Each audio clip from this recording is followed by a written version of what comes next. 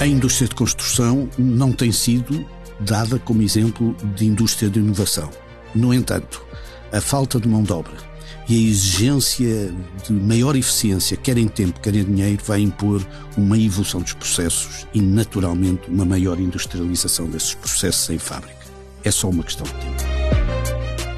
A construção modular ou dita industrial constitui uma oportunidade para dinamizar o setor da habitação, proporcionando maior celeridade e menor impacto local, maior previsibilidade e planeamento, não necessariamente menor custo, mas claramente menor intensidade de mão de obra.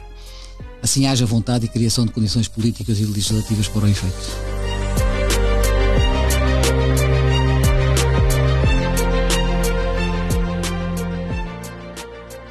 Olá, eu sou a Maria João Baba e bem-vindos à Partida de Xadrez, um podcast do Jornal Negócios com Gonçalo Moura Martins e António Ramalho sobre os grandes temas da economia. Neste episódio olhamos para a construção industrializada e para o pacote de medidas para regulamentar que o Governo diz estar a preparar, designadamente no sentido de acomodar no Código da Contratação Pública. Esta alternativa industrial à construção tradicional de casas tem sido apontada como tendo vantagens em termos de prazo, custo e até de sustentabilidade, podendo ser uma solução para aumentar a oferta de habitação acessível. António Ramalho, o anúncio feito pelo Ministro das Infraestruturas, Miguel Pinto Luz, precisamente aqui num podcast do Negócios, de que será apresentada nas próximas semanas regulamentação para a construção industrializada, só peca por tardio? Eu acho que precisamos de uma análise um bocadinho cautelosa sobre a oportunidade deste assunto. Temos que reconhecer que, historicamente, a construção, que teve muita inovação do lado do projeto e do conceito, teve pouca evolução do ponto de vista do fabrico. Isto é, sendo uma área particularmente importante na economia de qualquer país, a verdade é que não tivemos nos modelos de fabrico uma evolução tão esperada ou tão rápida quanto outros setores de atividade. Chega um momento, e isto tem razões para o efeito, nem vou discutir isto sobre as razões para o efeito, mas chega-se a um momento onde se detectou a conjugação de três fatores que, na minha opinião, exigem uma leitura substancialmente diferente sobre a inovação tecnológica que a construção industrializada permite. Primeiro, existe uma necessidade de casas, vamos ser claros. E essa necessidade de casas, aliás, é transversal até a Europa, mas também é particularmente importante em Portugal. Não porque faltem casas em Portugal, porque nós temos 580 casas por 1000 habitantes, que é bastante superior à média europeia de 530 casas por 1000 habitantes, mas porque elas não estão ou em condições ou localizadas nos espaços de necessidade que vieram a acontecer, nomeadamente com a elevada urbanização que as cidades representam e as periferias das cidades representam. E, portanto, esta necessidade de casas obriga a que rapidamente se promova, até por uma questão de preços, porque nós sabemos que este desequilíbrio da oferta e da procura tem sido um dos motivos dos crescimentos de preços, e até o comportamento do crescimento de preço é muito mais racional nas casas novas do que nas casas usadas. Só para ter uma ideia, as casas usadas no último trimestre de 25 cresceram 20,9% e as casas novas apenas 14%. É uma diferença substancial, o que significa que os investidores que promovem casas são mais cautelosos em preços. O segundo aspecto é que essas casas têm que ser feitas com rapidez. E o problema é que o modelo que está estabelecido sem industrialização é necessariamente lento. E é necessariamente lento por uma terceira razão, que é o custo que está subjacente à construção por causa da mão de obra. Aquilo que tem acontecido nos últimos tempos é que os custos dos materiais têm-se mantido razoavelmente estáveis. Para dar um exemplo, em 2025 os materiais subiram 1,3%. E o custo de mão de obra subiu 8,3%. E o custo de mão de obra... E além do custo também é falta de mão de obra, não é? Pois, o custo sobe porque há falta. E esta falta existe, primeiro, porque nós percebemos que a mão de obra é sobretudo mão de obra imigrante, com todas as dificuldades que aí traz, e depois por uma particularidade que a construção tem, é que a construção é masculinizada. Isto é um dos poucos setores onde a mão de obra feminina não conseguiu implicações. É verdade que a mão de obra feminina representa no setor da construção qualquer coisa como 7 a 10%, mas é nas funções mais nobres, nas funções de engenharia, nas funções mais técnicas. Por exemplo, na eletricidade, a mão de obra feminina representa 2,3%. Isto a título de exemplo, porque não há estudos globais, mas há estudos às vezes muito setoriais. E a construção de casas em fábrica permite alterar substancialmente esse modelo, reduzindo o custo da mão de obra, porque naturalmente vão ser precisas menos pessoas, reduzindo o tempo e, portanto, trazendo menos custo sobre isso e permitindo, digamos assim, esta eficácia de colocar casas no mercado que são essenciais. Depois isto tem muitos problemas, mas a verdade é que é a necessidade que está a justificar quer a inovação tecnológica por parte das empresas, e temos variadíssimos casos onde isso acontece, que vamos falar seguramente, mas sobretudo a necessidade também de enquadrar uma solução de base jurídica, de base arquitetónica, de base operacional e de base financeira, vamos ter que falar em várias bases, que venha a enquadrar esta atividade que vai ser dominante no futuro. Porque, a título de exemplo, Espanha neste momento tem 1% de construção industrializada. Há vários países já acima de 50%. Mas Espanha tem 1%. Nós deveremos ter ainda menos do que 1%. A estimativa do ICO, que recentemente do Banco de Fomento de Espanha, sobre a evolução disto, é que no prazo de 5 anos possa passar para 10% ou para 19%, conforme os incentivos sejam maiores ou menores. E, portanto, isto dá a ideia da dificuldade que há também na alteração de modelos muito tradicionais que estão subjacentes ao modelo construtivo. É um dos temas mais interessantes, digamos assim, que está em cima da mesa hoje em dia. Isto, se calhar, já lá vamos ao que é que deve ser esta regulamentação no vosso entender, mas eu se calhar começava por perguntar ao Gonçalo. No fundo já ouvimos falar deste método construtivo há bastante tempo, até há construtoras portuguesas que o têm promovido, têm apostado nele, mas em concreto o que é que tem sido feito já em Portugal nesta área da construção industrializada? Que exemplos? Vamos lá ver, a construção ela própria é uma indústria. Portanto, é uma redundância dizer, é um pleonasmo dizer que a industrialização da construção. No fundo, é a construção de casas ou de outros equipamentos em fábrica, não é? E não no local. Isso. Mas nós temos, quando falamos em construção, este tipo de construção, que é um método construtivo, não é uma indústria, porque ela já é uma indústria dentro da indústria, digamos assim. Nós temos 4 tipos de construção. Nós temos a chamada construção modular, que é feita em blocos, e que é relativamente usada em hotéis, em estruturas muito repetitivas, ou seja, hotéis que os quartos são todos iguais, em residências de estudantes, em hospitais, etc. E é relativamente usada. Depois temos a chamada pré-fabricação, ou seja, em que as lajes, os pilares são pré-fabricados em fábrica e depois são instalados no local. E depois temos o conhecido como Steel Light Frame, que é uma estrutura em aço ou alumínio, que é muito usada fora da Europa, nomeadamente nos Estados Unidos. Em vez do betão ou do tijolo. E a terceira é os sistemas em madeira, que são muito usados no norte da Europa, mas não têm qualquer tipo de tradição em Portugal. O problema é se as pessoas querem este tipo de casas. Começa logo por aí, ou seja, nós podemos impor, e acho que isto vai ter necessariamente de crescer, mas eu não sei se as pessoas estão preparadas para ter uma casa em madeira, ou ter uma casa. Nós há muitos anos construímos uma empresa específica para explorar a construção em aço, mais rápida, depende muito do preço do aço. É mais barato ou mais cara, depende muito do preço do aço, mas era claramente mais rápida. O planeamento era uma construção industrial, não teve sucesso nenhum, porque as pessoas, tudo o que não seja betão, num investimento que é um investimento da sua vida, tem uma resistência muito grande a que assim seja. E depois, quando nós entramos nas pré-fabricações ou nos módulos, esse já em betão, nós temos uma dificuldade grande, que é, primeiro, não se aplica à reabilitação. Isso exclui grande parte logo do mercado de recuperação de casas novas dentro das cidades. O segundo tem uma limitação muito grande, que é o transporte desses módulos e das peças pré-fabricadas, porque, repare, imagina o que é entrar numa rua de Lisboa com uma laje pré-fabricada e montá-la no local. Há alguns sítios é impossível fazê-lo, ou seja, tem que ser em terrenos abertos, tem que ser em zonas novas que estão a ser ex-novo urbanizadas, etc. E depois tem uma coisa que as pessoas às vezes não percebem, mas que são pequenos pormenores que fazem toda a diferença. Imagina, eu se estou a fazer uma coisa modular, em que eu faço tipo Lego, blocos em cima de blocos, o chão da casa de cima é o teto da casa de baixo, a laje, então não tem eletricidade.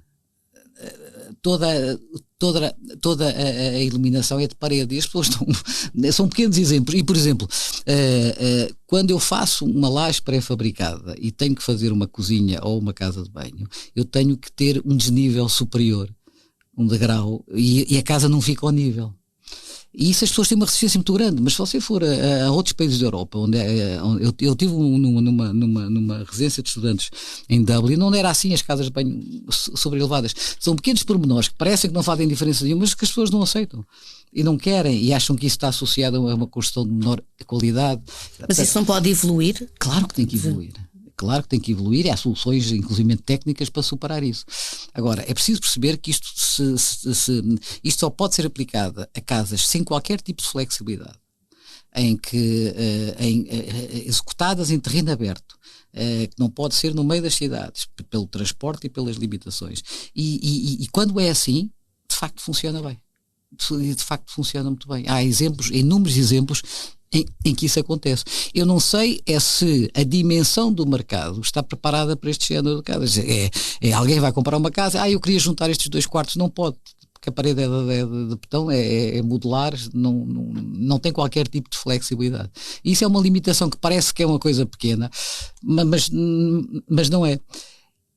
Dito isto, eu acho que os desafios que hoje temos, que não tínhamos no passado, de ganhar tempo, os desafios que temos hoje em termos de evitar uma sobreutilização de mão de obra e tirar alguma intensidade de mão de obra à construção, implica claramente as soluções que no passado não havia problemas de tempo e não havia problemas de mão de obra, e agora começa a haver. Ou seja, os 2 fatores mais importantes para motivar o uso mais intenso a estas soluções hoje têm mais importância do que tinham no passado, e claramente é o momento de apostarmos fortemente nesta solução. E, António, quando o Governo diz que está a preparar regulamentação para isto, que importância é que tem essa regulamentação? Isto é, quais são os problemas que hoje existem por não haver essa regulamentação? Eu acho que o Gonçalo, por ter posto água na fervura, definiu desde logo alguns dos aspectos que são fundamentais para este modelo. Primeiro, este modelo não funciona para reabilitação.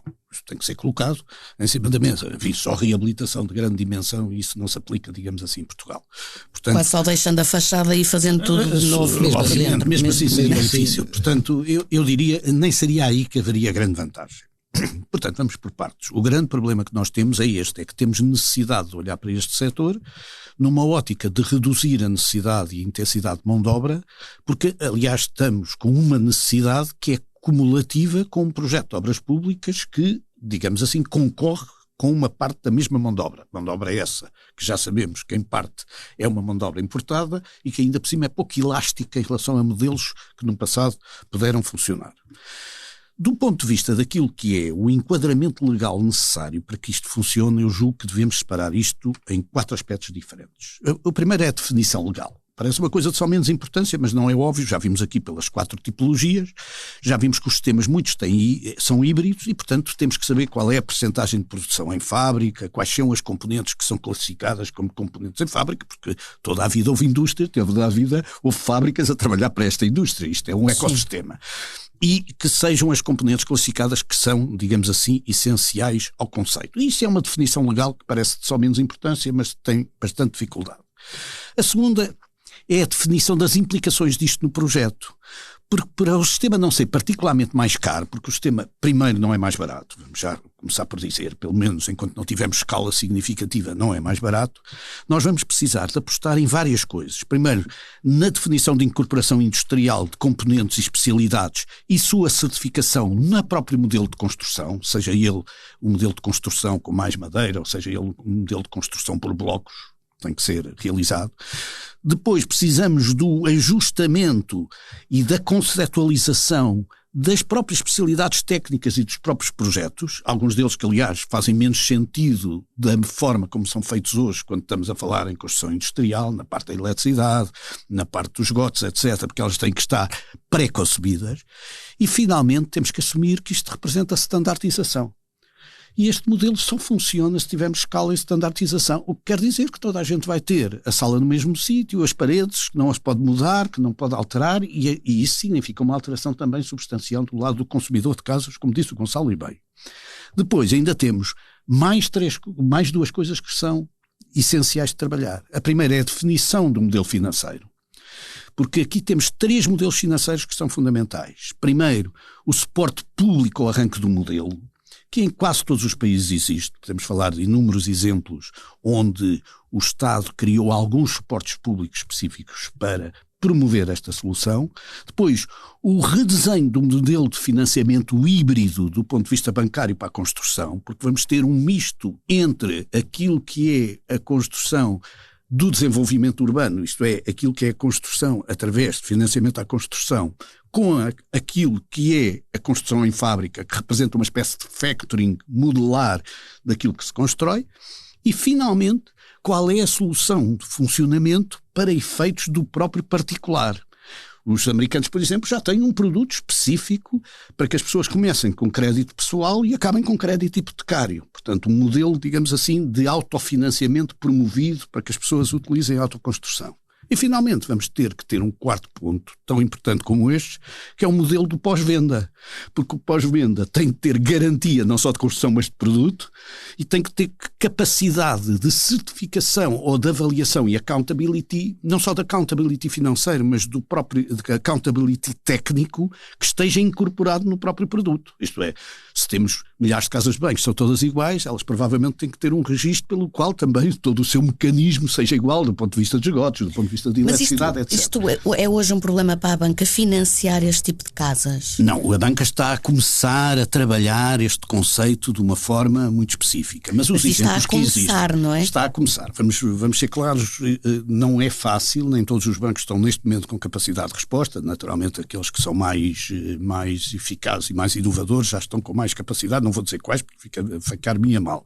Mas temos que pensar que, internacionalmente, se formos ver aquilo que foi feito pelos canadianos no Next Generation, que no fundo foram financiamentos públicos específicos. Ou, por exemplo, o House England, que permite ou que desenvolve promoções para que 20% daquilo que é renda acessível seja feita através de um conjunto de incorporação modular. Ou o Climate Friendly da Alemanha, porque isto também tem reduções significativas do ponto de vista dos consumos energéticos e do carbono. Isso significa, digamos assim, trabalhos muito longos que estes países já fizeram. Se formos ver o off-site building, que é um sistema que está a ser pensado e ponderado para a modulação dos créditos à promoção imobiliária, são outros. E depois este Construction to Permanent Loan, que é o modelo norte-americano já criado, que no fundo permite que a autoconstrução seja feita com base em crédito pessoal até um determinado momento e depois a sua transformação em modelo hipotecário com a parte da incorporação, digamos, da própria tecnologia. Enfim, tudo isto não é impossível. A banca portuguesa é muito flexível nisto e, portanto, vai encontrar sempre soluções muito rápidas, e eu não tenho notado dificuldade por parte de quem quer avançar para este modelo. Acho que ter um enquadramento legal é importante, mas ter clientes que pretendam, isto é, clientes que possam beneficiar desta situação, é fundamental. E para isso pode haver um problema de custos na fase de arranque que outros países têm endereçado através de alguns apoios técnicos e financeiros para que possa ser mais eficaz a promoção de modelos industriais. No nosso caso, Eu deixo-me dizer, não haja dúvida que o valor acrescentado bruto do trabalhador por hora trabalhada na produção industrial é no mínimo 50% superior, o que significa no mínimo reduzir a necessidade de mão de obra. E para nós vai ser absolutamente essencial para resolver o problema. Esse é o tema. Portanto, temos um problema, temos um tema, sabemos como é que o vamos resolver. Enquadrá-lo legalmente, financeiramente, estruturalmente e simultaneamente procurarmos que os clientes adiram a este processo, é um trabalho que tem que ser feito por todos. E Gonçalo, isto que na tal regulamentação que está a ser preparada, que cuidados é que aconselharia o Governo a ter? Não, é mudar um bocado o conceito de prestação de serviços para produto, como dizia António. A lógica passa a ser essa. E, aliás, há duas coisas importantes. Primeiro, a única referência que existe hoje na lei portuguesa é quando foi o simplex urbanístico, que se aditou um artigo 1A ao objeto do regime jurídico das edificações urbanas, em que se falou da construção modular. Ou seja, qualquer construção que tenha um caráter de ligação permanente ao terreno, seja ela feita em fábrica, montada no terreno, etc., não interessa. Portanto, este tipo de construção, ela é considerada como uma construção igual às outras, portanto está sujeita às leis urbanísticas de qualquer outra construção. O que torna complicado e torna uma disfuncionalidade, que é o facto de eu aplicar, eu ter que ter um arquiteto que faça o projeto, cumprir uma série de normas que não faz sentido neste tipo de construção. E isso é como hoje funciona. É como hoje funciona em Portugal. Portanto, eu tenho que ter um técnico, um residente, tenho que ter um técnico de higiene e segurança, tenho que ter tudo isso, e em algum, também há construção em obra, no sítio, portanto é natural que assim seja, mas toda aquela lógica de um projeto que é quase um protótipo, obra por obra, isso desapareceu. Essa lógica nesta construção modular desaparece. E, portanto, isso tem que ser tudo readaptado. Aliás, há uma diretiva europeia que entrou em vigor este ano, em 8 de janeiro deste ano, sobre os produtos industriais da construção, que têm que ser certificados como produtos. Ou seja, eles têm que criar, a legislação tem que acolher um princípio de que a construção não é um protótipo único, cada casa é um protótipo único e, portanto, tem que ser tratado como tal em termos de regulamentação, de certificação, de engenheiros, de arquitetos, de livro de obra, etc. Mas tem que ser certificados como um produto e depois, obviamente, aplicado no local. E, portanto, essa transição tem que ser... porque se eu tenho, imagina... a disfunção, que é, se eu faço uma construção modular em que todas as casas são iguais, eu só preciso ter uma declaração de um arquiteto à origem.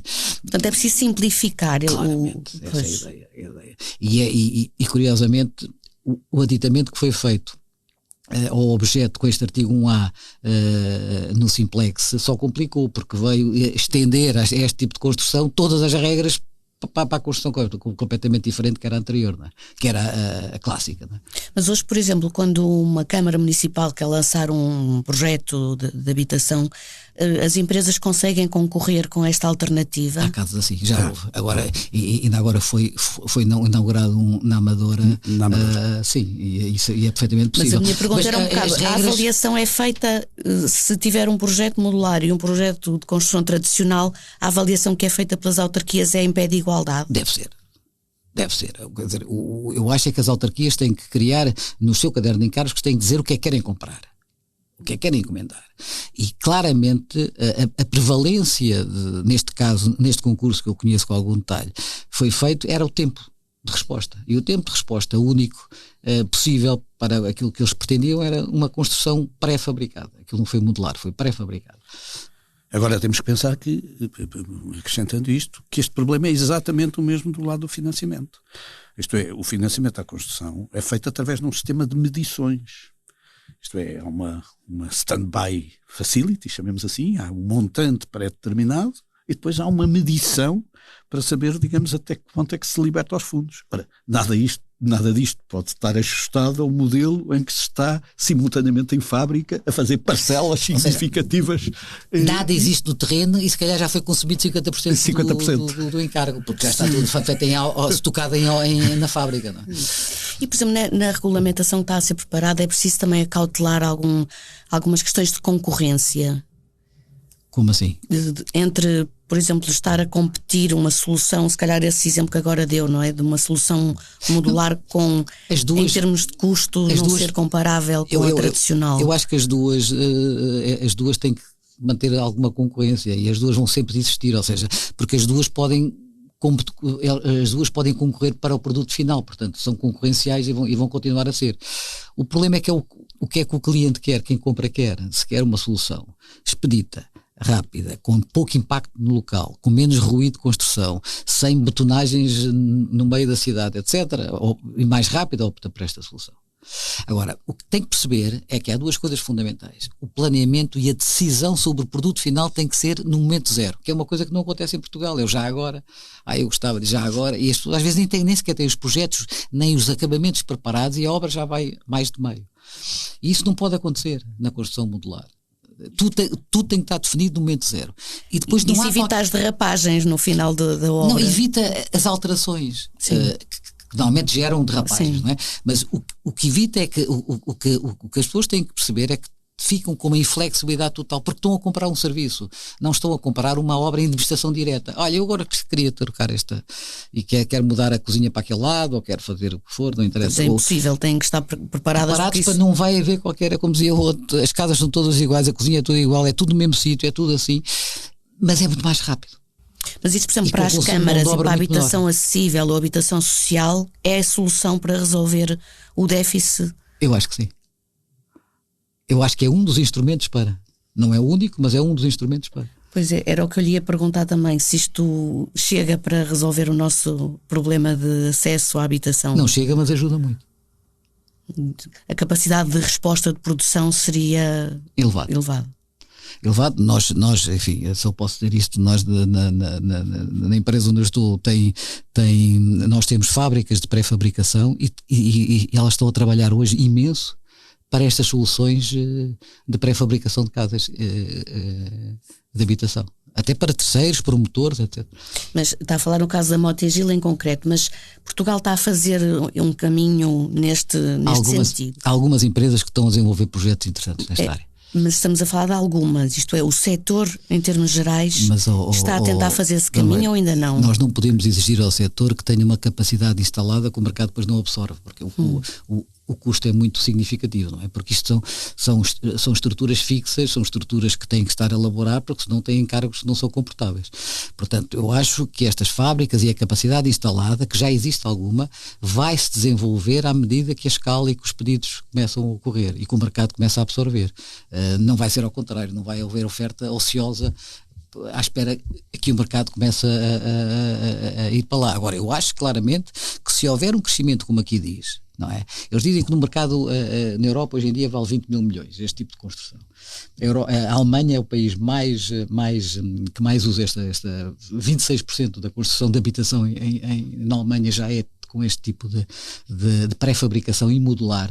É preciso ver que a Europa 45% deste tipo de construção é feito na Europa, portanto a Europa está muito mais avançado que noutros países, muito no norte da Europa. E eles estimam que o mercado mais que duplica até 2033. Agora, como há bocado os números também apontavam nesse sentido, quanto o António estava a dizer. Agora, o que é preciso é que o setor industrial reage sempre ao mercado. Já existe capacidade instalada, limitada, mas é aquela que o mercado está a absorver neste momento. Se o mercado der sinal de que vai crescer, garanto-lhe que a oferta vai crescer muito rapidamente. E, portanto, António, não é preciso dar um incentivo adicional para que as empresas adotem estes novos modelos, e até para não falar de tecnologias que no fundo são a inovação na construção. Mas, João, você conhece-me, eu sou favorável ao mercado por uma questão de princípio, portanto não tenho dúvida nenhuma que o mercado vai reagir se as oportunidades existirem. A única coisa que eu refiro aqui, que é particularmente importante, é Neste momento, a principal preocupação que parece existir ao nível da Europa é assegurar uma capacidade de construção em níveis ligeiramente mais baixos da sociedade, que devem ser acompanhados, aliás, pelo custo da reabilitação, e o custo de reabilitação, infelizmente, é mais caro que a construção nova e, portanto, é sempre muito pouco utilizável para estas funções. E, portanto, se é necessário nós construirmos habitação acessível, de facto, não vamos conseguir construir habitação acessível com as limitações que nós temos neste momento do ponto de vista de pessoas. Ponto. E se fôssemos buscar muito mais pessoas, tínhamos que pagar muito mais, porque o mercado tem estas características, não vale a pena negá-lo. E por isso, como estamos a falar sobretudo em construção que pode colocar, digamos assim, este objetivo específico de aumentar a habitação acessível, naturalmente eu admito que os benefícios sejam benefícios pela habitação acessível. Mas não devem ser benefícios diretos, na minha opinião, sobre o modelo construtivo. Porquê? Porque senão estamos a condenar que este modelo construtivo seja um modelo visto como um modelo mais barato e de menos qualidade, quando este modelo tem tendência para ir evoluindo e transformar-se num modelo tão concorrencial como os modelos tradicionais. Portanto, eu julgo que temos que ser cautelosos no tipo de incentivos, porque as próprias empresas estão a encontrar essa solução. Vimos o exemplo da Moto, é conhecido o exemplo da Casais, o exemplo da DST, há vários exemplos aqui em Lisboa também de várias empresas que trabalham mais modular, mais híbrido, menos híbrido, também se está a encontrar o seu próprio desenvolvimento dentro de um quadro de investigação que a área da produção passou a ter também ao nível da construção. Portanto, deixemos o mercado assentar, verificar aquilo que necessita. Agora, há uma realidade, nós precisamos de construir. E para precisar de construir, se continuarmos a insistir que vamos construir porque temos fundos disponíveis, mas infelizmente não temos pessoas para construir, e toda a gente conhece isto, nós sabemos perfeitamente que não vamos atingir os resultados. E neste momento a variável de diferença são as pessoas. E, portanto, se a variável são as pessoas, nós precisamos de valor acrescentado bruto e capacidade de produção com menos pessoas. E a produtividade também será muito maior. A produtividade vai ficar automaticamente muito maior, o que é positivo para toda a gente. E, portanto, o setor vai ganhar, digamos assim, do ponto de vista de produtividade. Agora, não vamos conseguir escapar a esta circunstância. Como é que o vamos fazer? Exatamente com...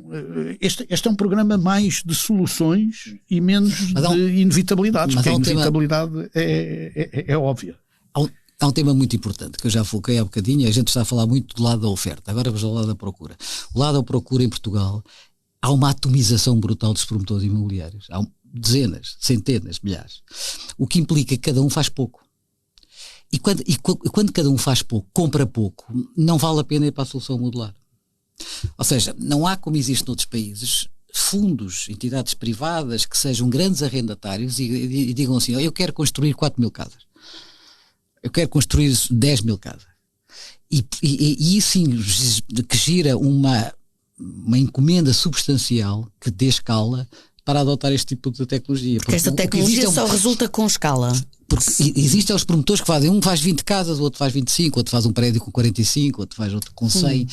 E aí é muito mais. E como é que se podem mudar essas mentalidades? E todos esses promotores gostam de oferecer um produto diferenciado, que não é o caso da construção modular.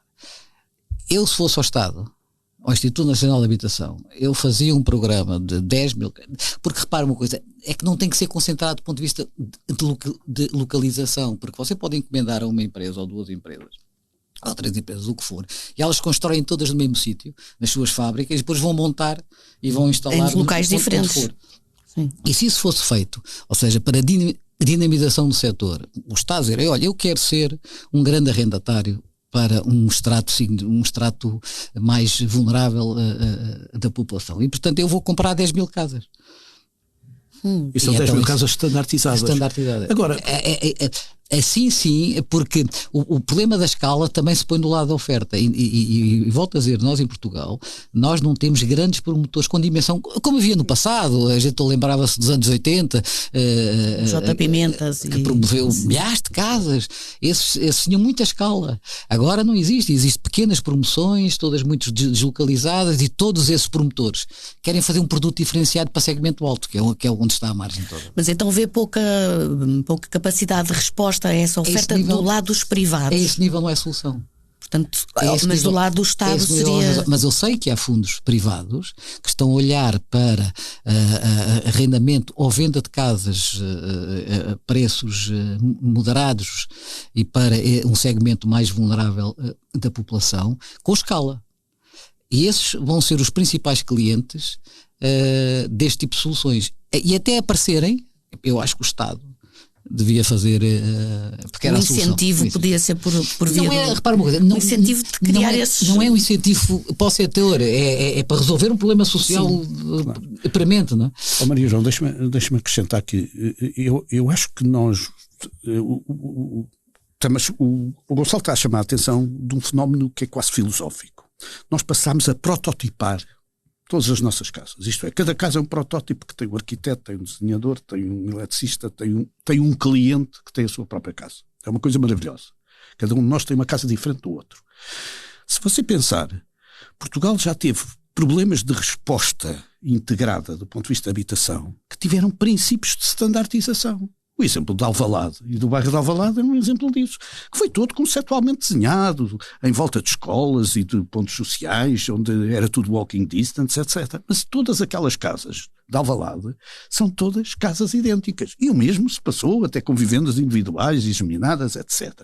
Portanto, o modelo está em que, havendo uma situação com estas características, se encontra também uma solução. Eu não estou a recordar os anos 50 como os anos ideais, mas em situações de limite, às vezes há boas ideias que nasceram desta standardização, que obviamente não é aquilo que os portugueses mais desejam, mas eu estou convencido que os portugueses... Mas se tiver um efeito no custo dessa habitação...